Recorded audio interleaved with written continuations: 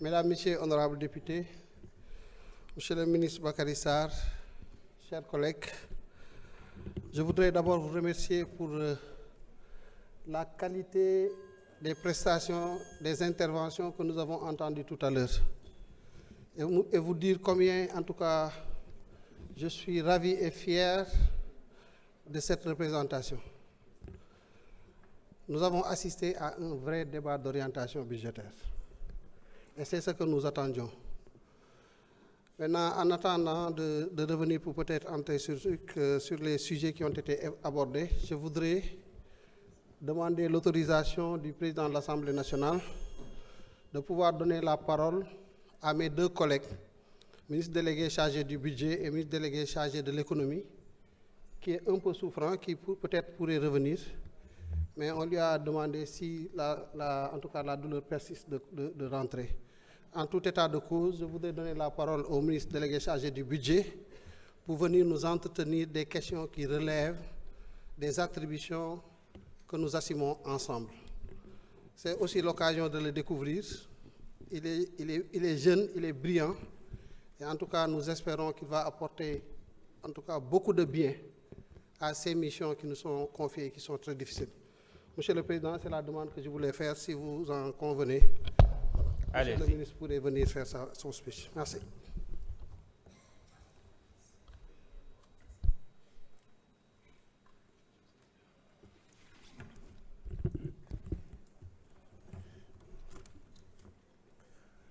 Monsieur le Président de l'Assemblée nationale, honorables députés, à mon tour, je souhaiterais saluer la qualité du débat d'orientation budgétaire qui a eu lieu aujourd'hui. Nous avons été témoins de d'autres débats d'orientation budgétaire, mais je peux dire que l'innovation qui a été apportée cette année-ci, c'est-à-dire les auditions réalisées par la Commission des finances et du contrôle budgétaire et les intercommissions, ont permis de relever le niveau de manière assez considérable. Soyez félicités pour cela et nous vous en remercions. Monsieur le Président, honorables députés, ce débat d'orientation budgétaire coïncide avec la première année de production pleine de pétrole au Sénégal, c'est-à-dire l'année 2025. Mais aussi, le débat coïncide avec un événement majeur qui a eu lieu au mois de février, c'est-à-dire une guerre qui a bouleversé les grands équilibres macroéconomiques au plan mondial. Le débat aussi correspond à une situation assez particulière d'assainissement de nos finances publiques. Donc, ce sont trois faits majeurs qui servent de fil conducteur à ce que nous devons faire l'année prochaine en termes de programmation budgétaire. Nous avons une croissance qui a été portée par les hydrocarbures, certes, mais le Sénégal reste un pays en quête de diversification économique. Donc nous recherchons la transformation et c'est l'occasion de revenir un peu sur quelques faits majeurs,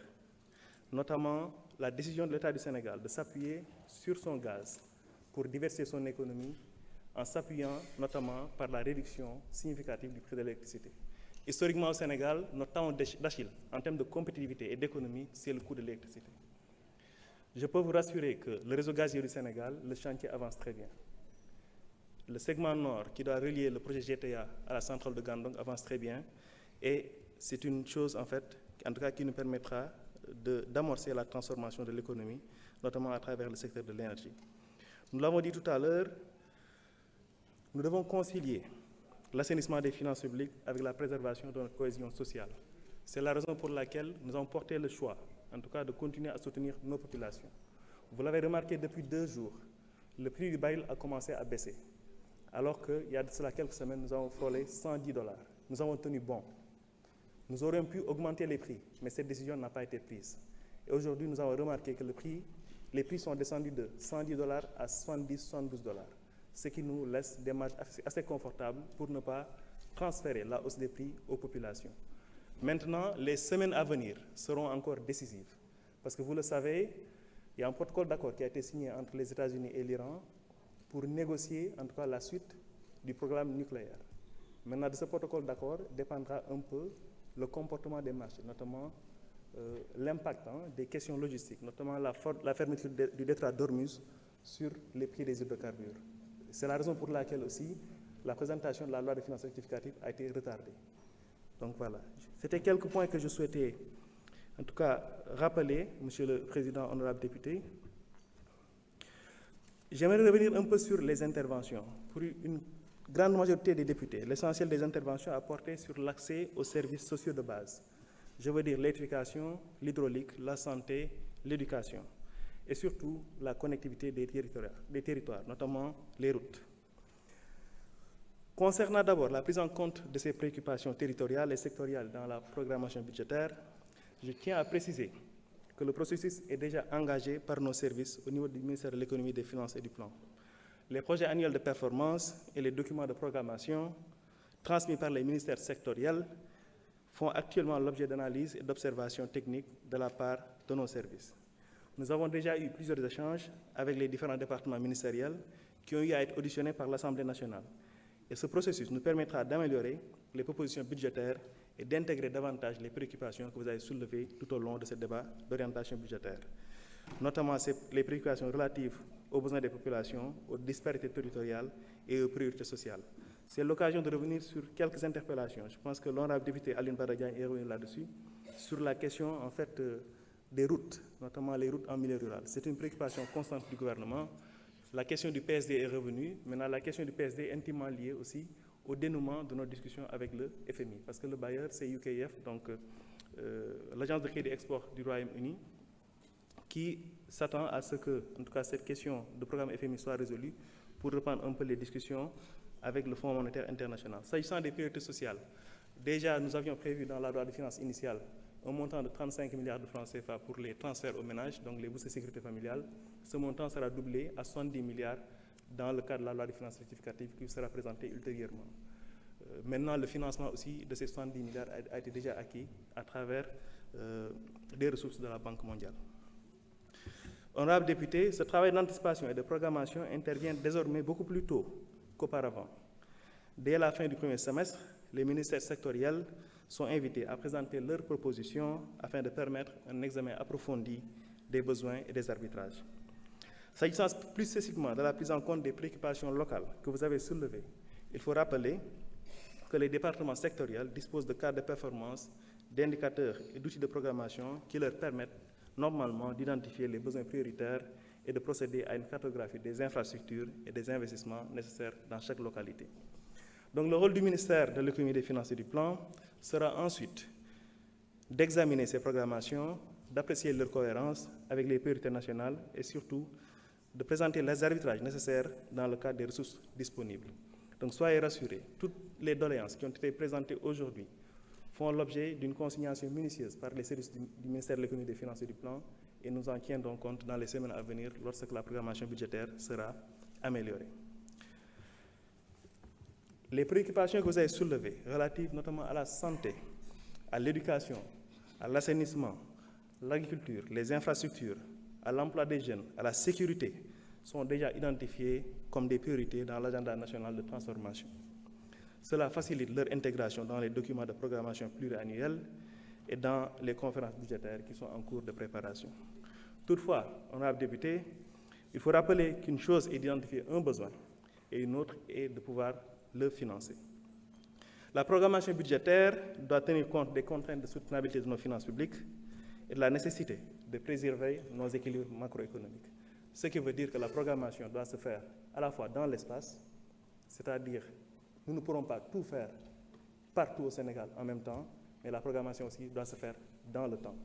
C'est ce qui nous permet d'assurer la soutenabilité de nos finances publiques, d'avoir une trajectoire cohérente d'endettement. Parce que l'essentiel des demandes qui ont été formulées, ce sont des projets qui sont d'habitude financés sur endettement. Donc si on essaie de faire tout en même temps, ça veut dire que nous aurons un endettement qui n'est pas maîtrisé, ce qui n'est pas souhaitable. Donc en l'espèce, nous souhaitons concilier la discipline budgétaire et les investissements sociaux. Je tiens à vous rassurer, ce n'est pas des choses antinomiques. Consolidation budgétaire ne veut pas dire laisser de côté nos besoins en infrastructures de base, nos besoins en investissement dans le capital humain. Loin de là. Ce que nous cherchons à faire toujours, c'est de prioriser, d'hiérarchiser et de définir les dépenses qui sont les plus prioritaires et de les financer, quelle que soit la situation. Donc, en l'espèce, l'objectif recherché est de faire en sorte que les crédits qui sont inscrits dans la loi de finances puisse se traduire plus rapidement en réalisation concrète au profit des populations. Nous vous avons entendu, tout en préservant la qualité de la dépense publique et les équilibres budgétaires de l'État. Monsieur le Président, honorables députés, vous me permettrez de revenir largement sur les questions qui ont été posées depuis ce matin. La première question que j'avais notée est relative à la convergence du déficit à 3% à l'horizon 2029. Effectivement, nous avions ciblé une consolidation à 3% en 2027. Mais la programmation budgétaire, c'est un exercice qui est dynamique. Lorsque nous disions cela, la guerre n'était pas encore devant nous. Aujourd'hui, vu que la guerre est devant nous, avec une révision de la croissance, une révision des projections de recettes et de dépenses, il est normal qu'on puisse revoir un peu la trajectoire de déficit, mais tout en restant cohérent avec un ancrage à 3% à l'horizon 2029. La deuxième question que j'avais pu noter était relative à la compétitivité de notre économie et surtout au prix de l'électricité. waxoon naa ko léegi Sénégal lu ñu yàgg sonal ci wàllu koom-koom ci wàllu industrie mooy njëgu courant Sénégal dafa cher soo ko comparé yeneen réew yi nga xam ni suñuy nawle lañ ci wàllu industrialisation soo xoolee njëgu courant Sénégal dafa cher li ko seeral nag lenn ci li ko seeral mooy njëgu li ñuy utiliser pour combustible bi ñuy utiliser pour courant. Donc lu am solo tey jii mooy que ni ñun am nañ ñaari champs pétrolier benn bi mooy GTA mooy bi ñu bokk ak Mauritanie beneen bi mooy bi ñu bokk ak mooy bi nekk biir Sénégal mooy Sangomar ñaar yëpp am na gaz Sangomar am na pétrole mais am na gaz bu ci ànd lépp solo mooy nan la ñuy def ba jël gaz boobu noonu commencé def suñu électricité. Centrale bi war a nekk Gandon mooy centrale 200 mégawatts bi boobu mi ngi avancé bu baax gaz bi aussi réseau gazier en fait contrat yi signé nañ leen financement bi aussi am nañ ko BOAD moo koy financé ba nga xam ni en fait ci weer yi di ñëw incha allah dinañ commencé teg pipeline yi nga xam ni gaz bi dana ñëw ci centrale boobu noonu ak yeneen centrale yi nekk Sénégal ba nga xam ne bu ëllëgee njëgu électricité dana wàññi bu baax su njëgu électricité su wàññee nag day am ñaari impact bu njëkk bi mooy ci finance publique maanaam subvention yi ñuy def ci électricité day tax mu wàññeeku te loolu day tax aussi ñu am xaalis boo xam ne mën nañu ko def ci yeneen i mbir yu am solo ci réew mi beneen bi aussi mooy képp koo xam ne da ngay utiliser électricité chaque jour bu njëgu électricité wàccee sa productivité ak li ngay am mën naa yokk. toujours suñ desee ci wàllu pétrole ak gaz yaakaar naa ñëwaat na fi laajoon nañu léegi ndax li ñuy am ci pétrole ak gaz jaadu na li mu mën a rappeler rek mooy que ni sur la période 2027-2029 li ñu projeté mooy danañ am 703,2 milliards de recettes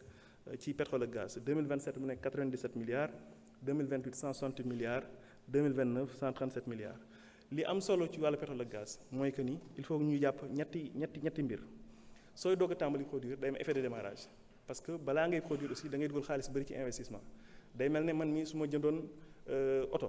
ni tey jii en fait oto bi dama koy loué te damaa leb pour loué ko balaa may jël xaalis bi ma hôtel bi génneel pour def ci leneen il faut nga fay sama bor ba pare noonu lay demee maanaam pétrole ak gaz ñi fi dugal seen xaalis ñëpp pour investir dañoo leb xaalis bi balaa ñuy jot ay recettes fiscales ñooñu aussi il faut ñu am possibilité rembourser li ñu leboon donc loolu mooy effet de démarrage maanaam ndànk-ndànk lay doon lu ñuy gën di avancer nag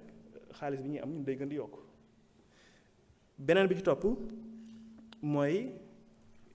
pétrole aussi li ngay am chaque année ça dépend ci njëgu pétrole lan la wax naa ko léegi njëgu pétrole dépend du Sénégal moo koy déterminer njëgu pétrole marché mondial la donc su prix bi yokkee li ngay am mën naa yokk wante su prix bi wàccee aussi li ngay am day wàcc beneen bi mooy li ñuy wax mécanisme de partage de production parce que mécanisme de partage de production aussi li ci am solo mooy que ne dès le départ aussi wax naa ko léegi mooy recouvrement des coûts lépp li nga xam ne dañu koo defoon dépense ci pour que pétrole bi génn dépenses yooyu il faut ñu rembourser suñu ko remboursé par nag la suñuy recette fiscale comme commencé yokk donc li ci ëpp solo mooy ñu fexe ba nga xam ni ñaari champs yi nga xam ni am nañ leen ñu gën a yokk seen production te loolu mën na nekk maanaam soo xoolee pétrole bi am na ay programme de forage ñu war a def suñ ko defee bu ëllëgee pétrole bi bu doon champ pétrolier bi war na dund 10 ans mën nañu fexe mu dund 15 ans wala lu ko ëpp su ko ëppee nag lépp lu ñu defoon ci investissement su xasee génn par li ci des lépp bénéfice lay doon voilà donc loolu lu am solo lu ñu war a fàttali la donc du caage ne li ñu wax ni 703 milliards yi pour ñetti at yi rek loolu la Sénégal di am maanaam Sénégal li mu war a am ci 15 ans la 20 ans la 30 ans la soo xoolee champ gazier mooy li muy dund moo ëpp champ pétrole champ gazier mën a dund ba 40 ans champ pétrolier peut-être mooy gën a gudd gën a néew fan. leneen li ci topp mooy doyen Alla Kane honorable député Alla Kane am na question yu mu posé woon sur le presse tey jii nii si on regarde le premier trimestre du moins, le recouvrement des recettes du presse se chiffre à 90 milliards et nous avons des attendus de 56,48 milliards, soit des recettes projetées à fin juin de 146 milliards. Maintenant li am solo ci presse, n'est-ce pas, c'est un programme nekkul ni seulement que année 2026 lañ commencé li ñu war a am ci presse yëpp année bi lay tàmbali. Programme nag soo ko defee da nga def ay projection sooy def ay projection parfois mën nga dem ba ci digg bi nga changer de fusil d'épaule, mën nga dem ba ci digg bi am yoo xam ne war nga ko améliorer. Déjà pour jox leen benn exemple am na benn 100 milliards boo xam ne dañu ko dugaloon ci presse lu ñuy wax régularisation foncière mooy surtout kayit yi nga xam ne dañu ko war a génnee ci milieu rural képp ku soxla kayit ñu defal la kayit yoo xam ni kayitu dëgg la mais loolu suñ ko bu ñu koy projeté dañuy waxoon ni kayit suñ la koy jox il faut nga ñëw am loo fay mais dem nañ ba ci digg bi nga xam ni en fait barème bi ñu war a génnee pour li ñuy fay loolu il faut que Assemblée nationale autorisé ko donc il faut que ñu ñëwaat fii ne dans la LFR dugal ko ci biir suñ ko dugalee ba ci biir nag defaat projection yi peut-être que d'ici 2027 incha allah ndànk-ndànk recettes yooyu commencé dugg donc nekkul abandon de recette définitive mais dañuy xool rek que ni 2026 bii nii en fait liñ ci yaakaaroon peut-être du jàppandi ren mais incha allah bu déwénee yàlla mën na ko sottil.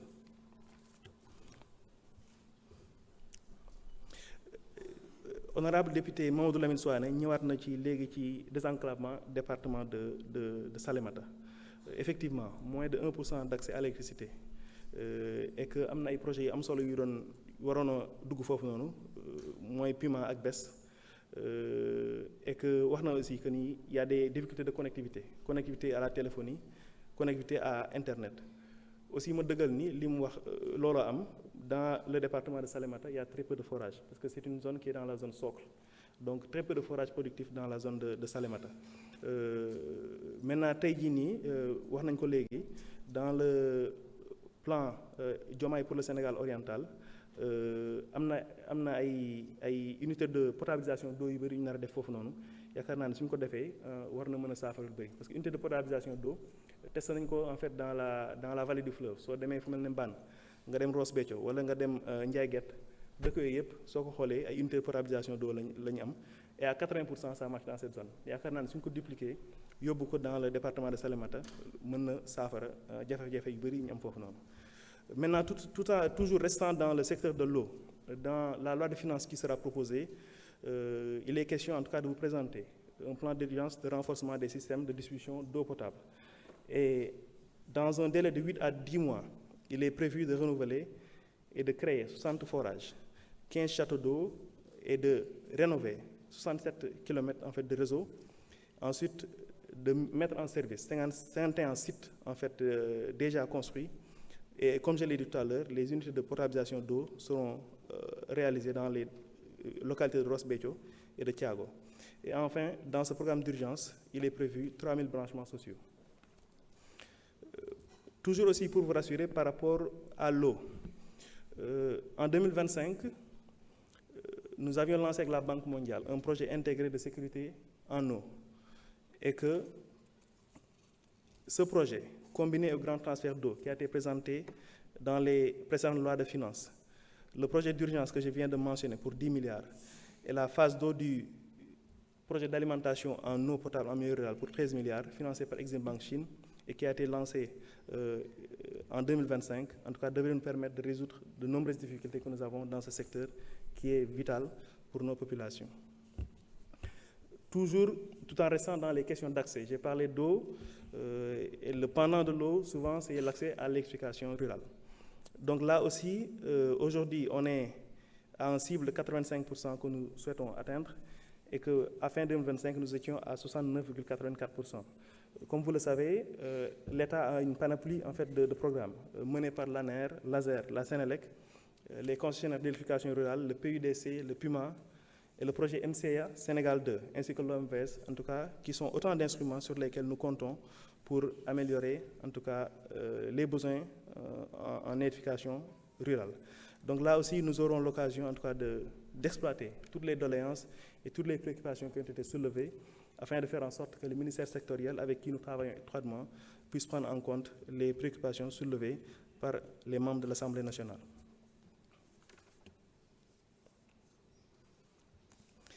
Beneen bi ci topp mooy